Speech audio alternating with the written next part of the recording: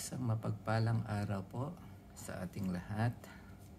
Ang ating pong babasahin ngayon sa araw na ito ay ang mabuting balita para sa July 25, 2025, Friday. So, bukas po ay Sabado, walang pasok. Kaya masarap na naman ang ating pahinga bukas. Basahin na po natin ang ating mabuting balita ayon kay San Mateo chapter 20 verse 20 hanggang 28. Papuri sa iyo, Panginoon.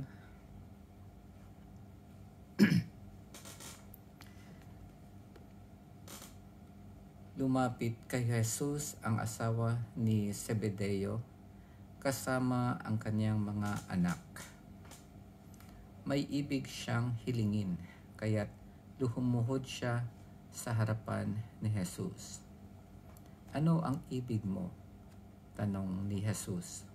Sumagot siya, sana'y ipagkaloob ninyo sa dalawa kong anak na ito ang karapatan na makaupong katabi ninyo sa inyong kaharian, isa sa kanan at isa sa kaliwa. Hindi ninyo nalalaman ang inyong hinihingi, sabi ni Jesus sa kanila. Mababata ba ninyo ang hirap na babatahin ko? Opo, tugon nila. Sinabi ni Jesus, ang hirap na babatahin ko'y babatahin nga ninyo. Ngunit wala sa akin ang pagpapasya kung sino ang mauupo sa aking kanan at sa aking kaliwa.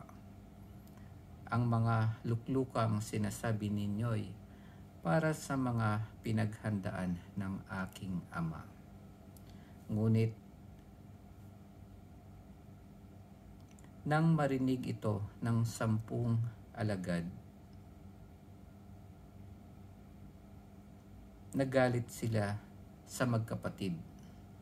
Kaya't pinalapit sila ni Jesus at sinabi sa kanila, alam ninyo na ang mga pinuno ng hentil ay naghahari sa kanila at ang mga dinadakila ang siyang nasusunod. Ngunit hindi ganyan ang dapat umiral sa inyo. Sa halip, ang sino man sa inyo na ibig maging dakila ay dapat maging lingkod. At sino mang ibig maging pinuno ay dapat maging alipin ninyo. Tulad ng anak ng tao na naparito hindi upang paglingkuran, kundi upang maglingkod at ialay ang kanyang buhay upang matubos ang marami. Ito po ang mabuting balita ng ating Panginoon. Pinupuri ka namin, Panginoong Hesukristo. Itong ating mabuting balita, bago kasi itong eksena na ito, sinabi na ng Panginoon na maghihirap siya at mamamatay siya, pagkakanulo siya. Kaya yung mother ng dalawang alagad, si James tsaka si John Santiago, ay nagtanong kung pwedeng doon sila nakaupo. Kumbaga parang bigyan sila ng posisyon ni Jesus, kasi ang iniisip nila ay magkakaroon ng para bang battle or magsisimula na pakikipaglaban si Jesus bilang isang hari, tapos sila yung parang mga assistant niya sa kaliwa tsaka sa kanan. Pero ang sinasabi ng Panginoon, hindi ganon ang kanyang plano. At totoo nga naman, hindi siya nagpaplano ng ganong klaseng laban. Kasi ang plano ng Panginoon ay ialay ang kanyang buhay para sa katubusan ng ating mga kasalanan. Kaya tinanungan sila dito ng Panginoon, yung babatahin ba niya ay mababata din nila? At ang sagot nila ay oo nga, mababata din nila yung sakripisyo at kaya din nilang ialay ang kanilang buhay. At ang sinabi dito, oo nga, ang hirap na babatahin ko'y babatahin nga ninyo, ngunit wala sa akin ang pagpapasya kung sino ang mauupo sa aking kanan at sa aking kaliwa. Ang mga luklukang sinasabi ninyo'y para sa mga pinaghandaan ng aking Ama. Siguro ang unang maiisip natin ay bakit ganun? Wala bang kapangyarihan si Jesus o ang anak ng Diyos na magdesisyon kung sino yung nasa kaliwa at kanan niya? Mas mataas ba yung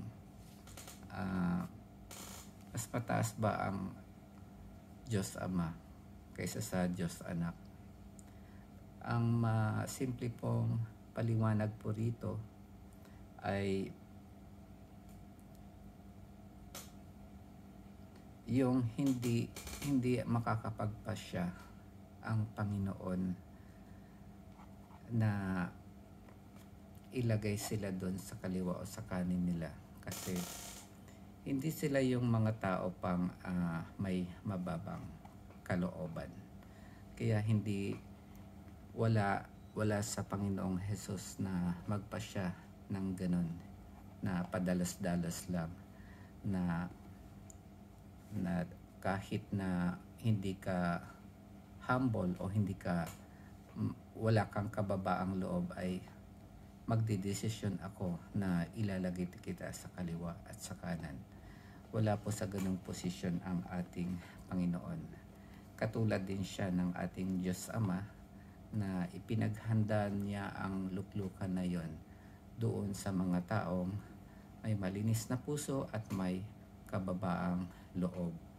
At bilang sabi nga niya, kung gusto niyong maglingkod o gusto niyong mauna, kailangan mauna kayo sa paglilingkod at kayo ay maging alipin ng bawat isa. Kumbaga, ang Panginoon nga, sabi niya, ang Panginoong Jesus ay pumunta sa lupa hindi para paglingkuran, kundi maglingkod. At hindi lang paglilingkod, ibibigay pa niya ang kanyang buhay para sa katubusan ng ating kasalanan. Kaya ang pinakasimpleng mensahe po sa araw na ito ng ating Panginoon ay tanggapin po natin ng may kababaang loob ang Panginoon. Matuto po tayong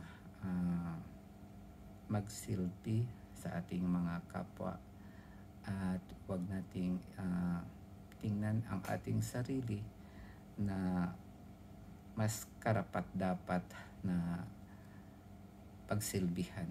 Kumbaga, tingnan natin ang sarili natin na tayo yung mas maraming oportunidad or may pagkaunawa na pagsilbihan ang ating mga kapwa. Kasi sa pamamagitan ng pagsisilbi natin sa kanila, parang ipinapakita natin na hindi talaga yun ang pinaka goal natin sa buhay. Hindi lang yung pagiging pinuno, leader o kung ano pa man. Sa pamamagitan ng pagsisilbi sa ating kapwa, nagkakaroon tayo ng koneksyon at relasyon sa kanila. Katulad nung kapag tayo ay nasa langit, wala tayong gagawin doon na pagsisilbi, kundi magkaroon tayo ng relasyon sa ating Panginoon at sa iba pa nating mga kapatid na makakasama natin sa langit.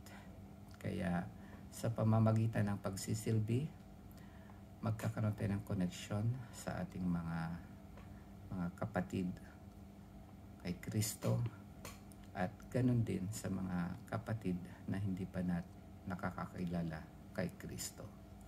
Yun lamang po sa araw na ito. God bless and happy weekends. Amen.